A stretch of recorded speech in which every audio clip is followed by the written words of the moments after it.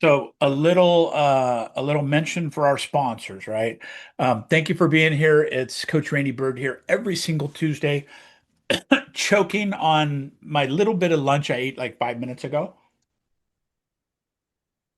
We are live every single week. If you don't believe me, today is December 2nd at 12:32 p.m. Pacific time, 3:32 Eastern time. We do this live every single week.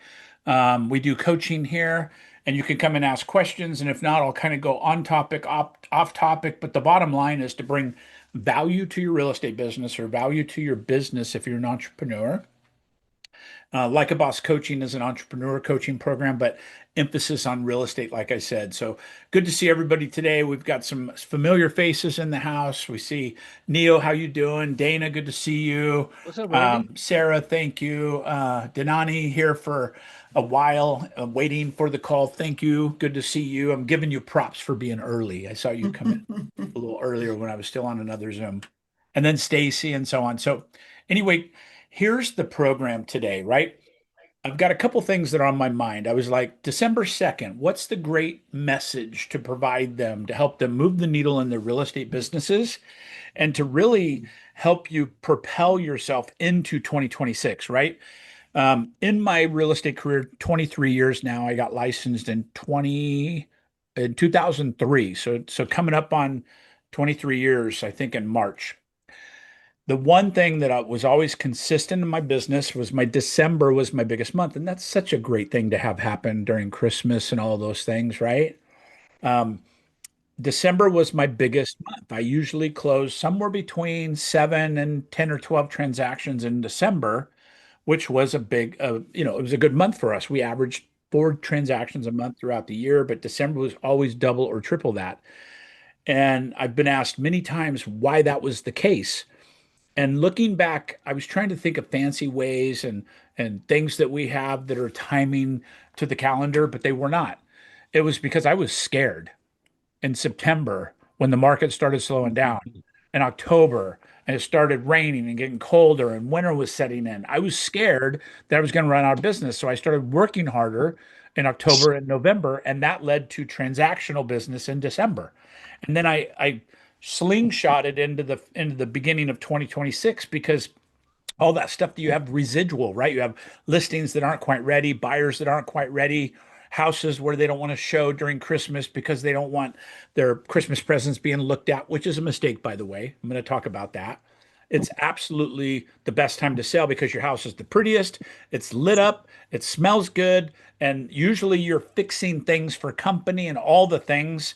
And honestly, it just looks more homey, in my opinion. It's not a religious or a Christmas thing necessarily. You could obviously overdo that as well, but I digress. Back to December. Starting in October and November, I would ramp up all my activities and then I would have more connections and more conversations with people, which led to transactional conversations in business. What do most agents do starting about Thanksgiving? They take off. They take They vacation. cruise. They let their foot off the gas pedal because it's the holidays, right? So typically right about Thanksgiving, certainly the 2 weeks between New Year's and a week before Christmas, it's hard to get a call. It's hard to get a phone call returned. It's hard to get a question answered if you're a buyer or seller. So if you're an agent, I would encourage you to ramp up your efforts of availability and at least be proactive in the conversations you're having with people because there are people that need to buy a property by December 31st for tax purposes. There are people that need to do things. There are people that can be taken off the fence through a conversation saying, hey, we could wait till January or even April like you want to do spring. Why do you think spring's important? And I'll ask them the question. And they're like, well, we're out of winter now and school's starting, all these things. And I said, that's what everybody's doing. You just created yourself going to Disneyland on Christmas Eve. You just created that because everybody wants that experience, right? But if you're looking to save money or maybe reduce the amount of competitive traffic, why not go when everybody else is not working? right? So I think looking back in my career, that was why I was always the busiest, but it didn't come from me being smart enough to think that way. It came from me being fearful of having no money at Christmas, right? I'm a entrepreneur and real estate is my only income, and it's very cyclical.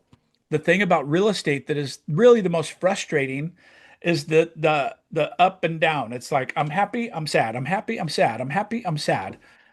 And it's more like I got millions of dollars and I'm rich to, oh my gosh, I don't know if I'm in the right business or not.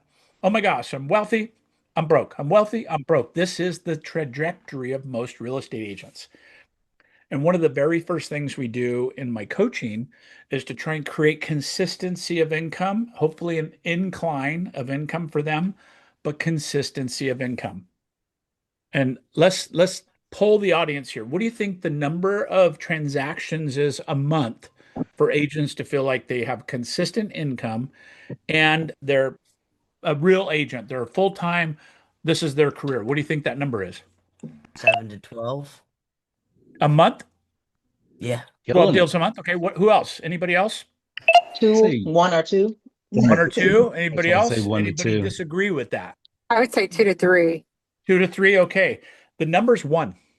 One deal a month is over the majority of the agents I talk to. Now, I coach two people to do 1,000 transactions a year, about 85 to 90 transactions a month. That's not their goal, right? You understand?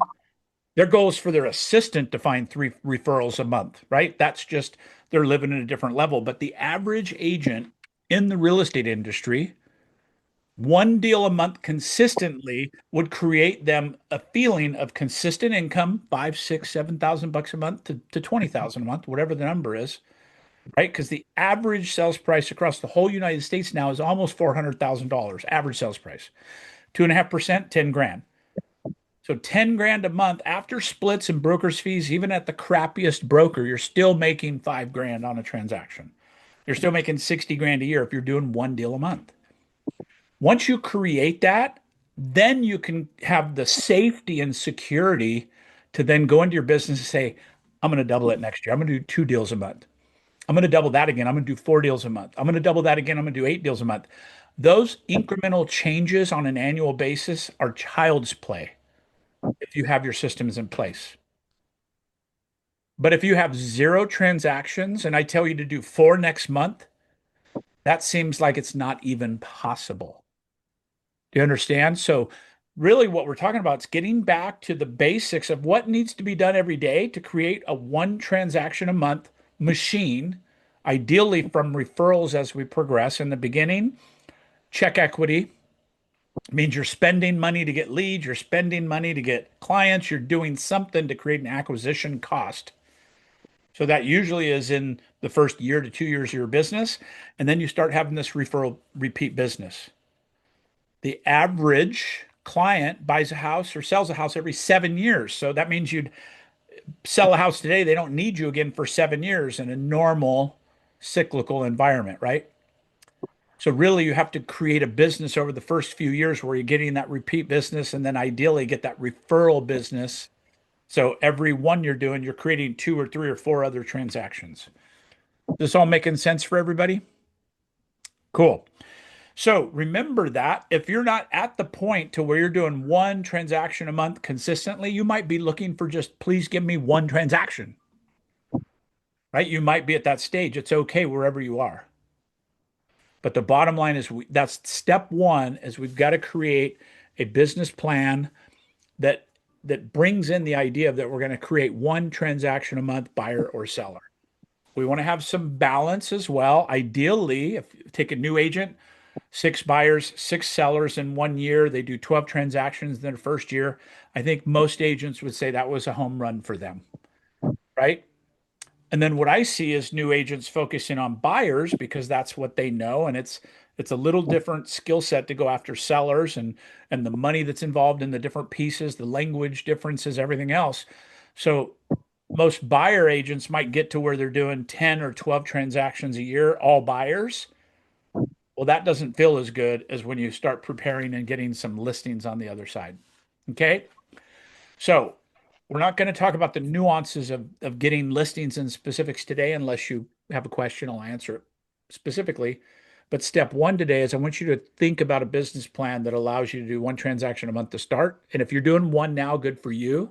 If you're doing two now, if you're doing 24 deals a year, let's look at creating consistency of 2 deals a year instead of one deal in January, one deal in October, 4 deals in December, which would be nice for Christmas, but then no deals in January because you took 2.5 weeks off during December. And then you start getting transactions again in February. And then you have 3 in March, you feel really great. And then you have 0 in April. You see what I'm saying? This up and down is what drives real estate agents crazy. It's really hard to plan your household income around that. Your rent's not due every 3 months, 3 times, and then 0 for 3 months, right? Everything we live in, this environment, world we live in, is on a monthly cyclical basis. So create consistent income is really, really important for real estate agents to get their feet under them. And then at that point, it's really easy. And you just have to trust me on this. It's really easy to scale your business to double that and then double that again, right? Once we start getting to where we're doing about 5 or 6 deals a month, very difficult to, it's not insurmountable, but it's difficult to double again because it takes different systems and now it takes people, it takes other things in your business, usually to get past 4 transactions a month. So when an agent gets to that 25 transactions a month range or 25 transactions a year range, 2 to 2.5 deals, they can handle that on their own. When we start exceeding that number, they need support staff. Anybody for a bonus question?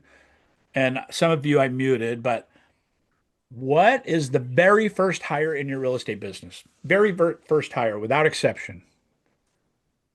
Assistant. 100% Buyers. assistant. Thank you, Lincoln. There's a true pro. An assistant is the very first hire. Guess who my very first hire was? Not an assistant. Buyer agent. 100% buyer's agent. Why'd I hire a buyer's agent? They don't cost me shit, right? Excuse my language. They don't cost me anything. I could partner with a buyer's agent and it's $0 and I'm giving them leads and they're doing stuff for me. And all of a sudden they're looking like my assistant, but they're not getting paid for it, right?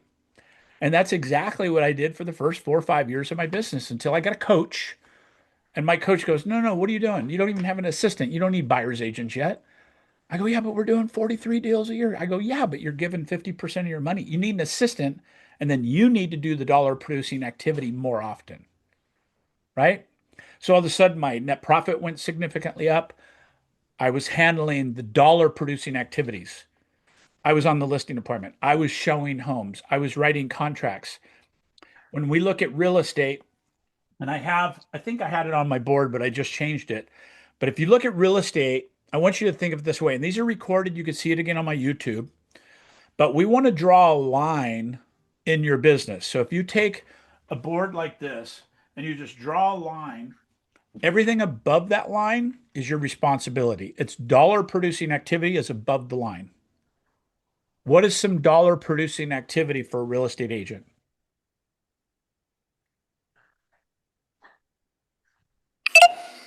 Lead generation. Open houses. Showing homes. Lead generation, yes. What else? I'm gonna type this in here just so everybody has it. So one, lead gen. What else? I'm gonna help you. Servicing sellers. Okay, Debbie, if you're driving, don't hit the phone and just listen along. Yeah. Okay, so number 2, servicing sellers. That's an above the line situation. Okay, what's number 3? The obvious opposite of sellers. Servicing buyers and showing homes, right? That's part of that category. Okay. So servicing buyers, showing homes. That's number 3.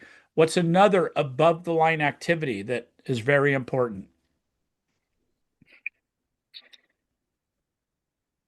Anybody get it? Negotiating. That's your responsibility. That's an above the line topic for you to handle, right? So number 4, negotiate. Okay. What about um, what about inspections? What about being present at inspections? I know of a couple states that require the agent to be at the inspection. Stupidest thing I've ever heard in my life, right? I'm a liability if I'm on a house for an inspection because I'm a general contractor. I'm a liability to me. I'm a liability potentially to the clients because I might see things a home inspector doesn't see. It's not my responsibility to do that, right? So I don't agree with that particular rule. It's not in all states. But with that being said, I might have loaded it for you. Is being at the buyer's inspection an above the line or below the line item? I'd say unless it's required, it'd be below the line. If it's required, right? In some states it's required. I would say that becomes above the line situation, but I do believe it's leverageable as well, right? So when I talk about above the line, below the line, I'm saying the things that you have to do in the transaction or the things you should be doing, not to shit on you, but the things you should be doing in the transaction, right? There's a time in your business where you don't go show buyers homes anymore. That doesn't mean that that's an above the line thing that you're missing out on. It means you've created leverage in your business where you have other people showing the homes. You're still handling things, but now you're only handling the negotiations and the contract writing and the negotiations to help that client provide the best service. Okay. So I would argue that home inspections are below the line. You might have to go open a house with a lockbox. Most home inspectors have keys now. You might have to do some things around managing and making sure that happens, but is not your highest and best use, right? What about reviewing documents? What about reviewing title reports and pest reports and inspections and title liens and all that stuff? Is that above the line or below the line? It's an above the line, but it could be leveraged to a TC. So your above the line might be overseeing the TC for 5 minutes instead of reading an hour and a half worth of reports. Right. And so again, that becomes a leverageable item in your business. So it helps you to think outside the box when we do this. Right. It helps you to understand how top producers focus on this. Now, I doubt people will get this answer, but what's the average number of hours a day that the top agents in the world, the top 1% or even the top tenth of 1%, how many hours a day do they sit on the phones and prospect? Now, they might be doing 500 to 1,000 transactions. Does somebody think zero and they've got systems in place? What would you say that is in your mind? 2 hours. If you're muted, on mute and come. Two Yeah, I was hours, gonna okay, say that's 2 hours. 2 hours. Anybody think less or more? 2 hours, another 2 hours, okay. Neo? I mean, maybe 30 minutes, an hour. Yeah, 30 minutes to an hour. That's a good answer as well. Anybody else? Stacy, you've been quiet. Sarah, Denani, I what was do you gonna think? say 2 hours. 2 hours, I was gonna okay, say about cool. 2 hours. Yeah. 2 hours, okay. The top of the top producers in the world prospect 3 hours a day. In my experience coaching some of the top performers in the world, that is their highest and best use. Their highest and best use, if you look at an 8 hour day, almost half of their day is prospecting for future business and then servicing sellers and buyers, in this case, only sellers, because they've moved into a capacity where they have a buyer's agent team. They have a team of assistants, team of all kinds of things, right? So if you leverage yourself out of your business and you're doing only what's really necessary to have come out of your mouth, it's prospecting, it's negotiating, it's servicing at the highest level in your business. Pretty amazing, right? But without exception, I will coach somebody that's doing one deal a month, 12 deals a year. I'm trying to create consistency and brand awareness in their brand, and they're doing less than 1 hour a week of prospecting. So that's always where I get my greatest amount of pushback is they don't think that's necessary. They didn't sign up for that when they got the real estate license, right? What they signed up for is thinking that they were going to build a business, then just referral only and never have to pick up a phone again. But yet the people doing 1,000 transactions a year are on the phone 3 hours a day. All right. Success leaves clues. I just want to break your brain a little bit with that today and have you realize what would your business truly look like if you spent 3 hours a day, 4 or 5 days a week prospecting only. Would you get more buyers? Would you get more sellers? I think those answers are of course, right? But now with that, Yeah. now you're going to break something to where you have to create a system around it to support it. Stacy, did you have a question? No, I was just gonna ask, like, what does like prospecting look like? Just pretty much just cold calling? That's a great question. It doesn't have to be cold calling. It could be service calling, as I like to refer to it, or supportive, just trying to reach out to help people. Would you like to do a quick role play, Stacy? Sure, I'm gonna stop. Sure. You're not driving, are you? No, no, let me turn on my video. Sorry, I'm at work Okay, no, it's actually. Hold okay. on. Okay, Okay, cool. I'm here. Thank you, Stacy. I Right. appreciate it. So I'm going to Hmm. give you the easy work. I'm going to do the hard stuff. Okay. You get Okay. to be a homeowner, buyer, seller, doesn't matter. You're in my database. You Okay. could go anywhere you want to go with it. Okay. I'm giving you permission. And then I'm gonna mute a couple people just so it's a little quieter. Muted Dana and that if you guys have anything, just take yourself off mute while we're doing the role play. But Stacy, you can go anywhere you want to Mhm. with this. And I want you to Okay. feel what it feels like from your perspective. Like, am I pushy? Am I salesy? Am I whatever? I want to make sure you feel like we're having a conversation. Okay. So this is Okay. my version of what I think this could sound like when we're prospecting. Hey, ring, ring. Stacy? Hi. Stacy, Randy Byrd over at eXp Realty. Remember me? We sold your house a couple years back, 2, 3 years ago. Sure. Yeah. How are you doing? Doing fabulous, actually. Thank you for asking. So, two reasons for my call: personal and professional. I want to start out with personal. I want to find out a little bit about what you do, and then I have a business question for you. Okay. Hmm. Okay. Cool. So, personally, how's the family? Oh, everyone's doing fine. Thank you for Last time I asking. talked, your daughter was having a baby or something like that. Is that right? Yep. Yep. It's about a couple years old now. Couple. Wow, you little grandbaby. Yes. I love it. Boy, Uh, girl. It's a girl. Another one on the way soon. Oh Hopefully a boy, you boy. got you got a household coming. That'd be amazing at Christmas time. You got a couple Yeah. little ones. What's her name? Samantha. Samantha. Awesome. I'm gonna be taking notes, by the way, as we're talking, writing them down, whatever, right? Or Hmm. whatever I Hmm. could do. So, and are you traveling for the holidays? Do anything special? Yes, I am actually. I'm going out the country to Barbados. Oh my gosh, that sounds amazing. Do you need anything here? We're gonna be in town while you're gone. Do you need anything? You want the house checked on, garbage cans taken out? You need anything while you're gone? No, my neighbor actually is going to do that for me. Okay, cool.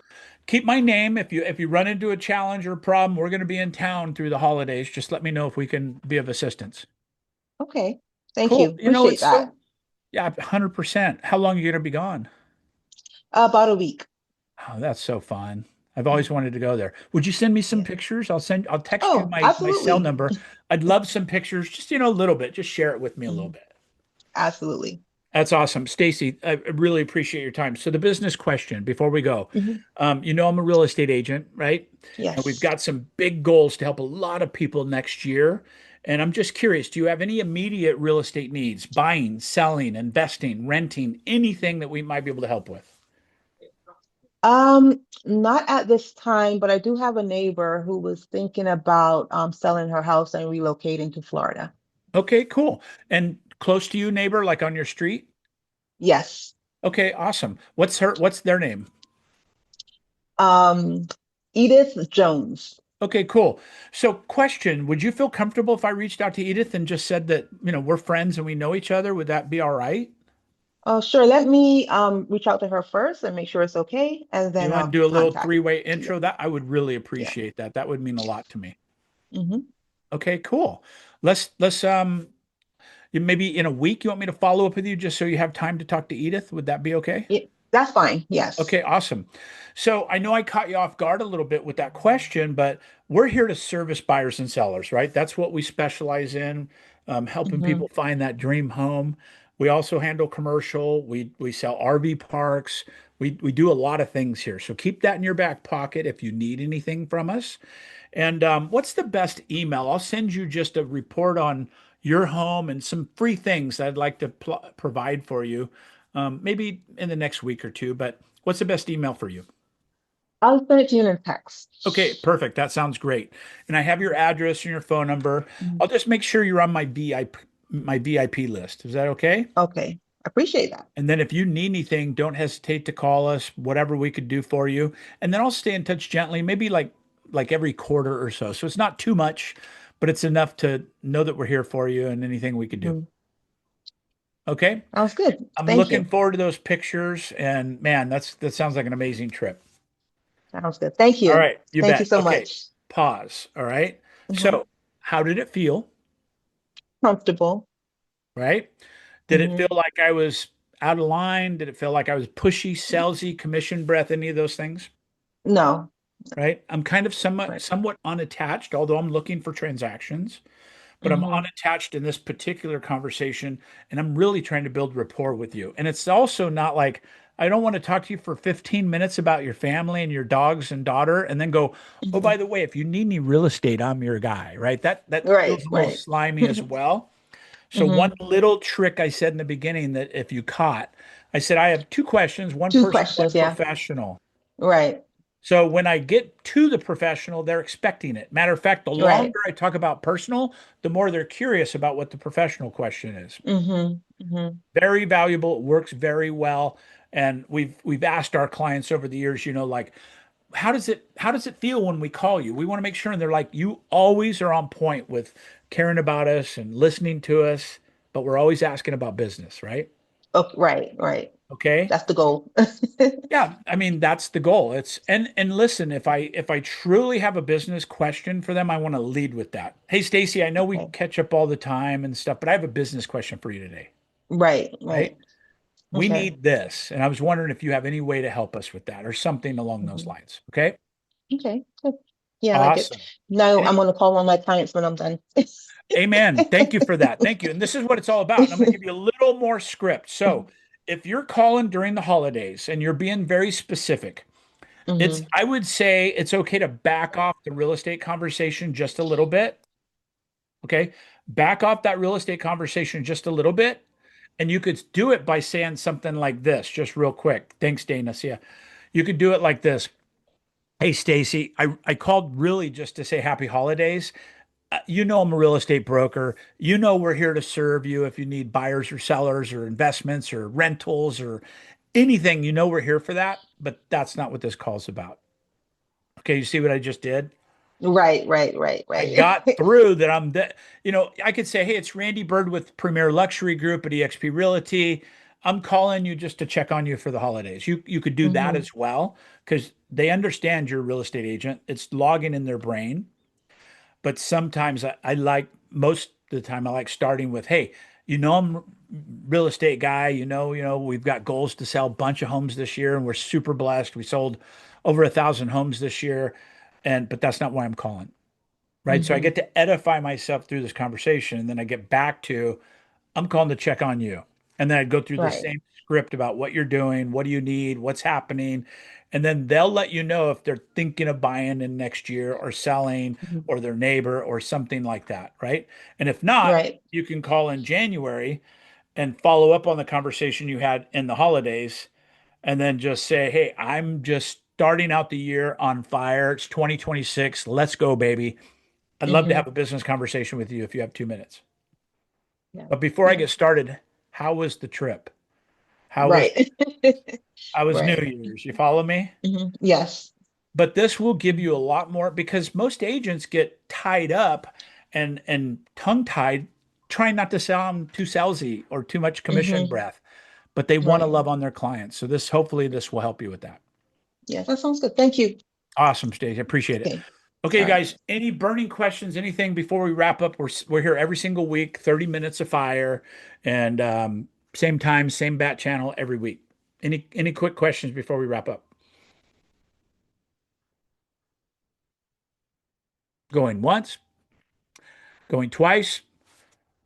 Peace out, everybody. Have a great week. See you next Thank you. week. We're here all the way through Christmas, and then we'll take the week after Christmas off. But good seeing everybody. Appreciate you being here. Thanks, Randy. Bye. Bye for now. Jenny, stay here. I'll be right with you.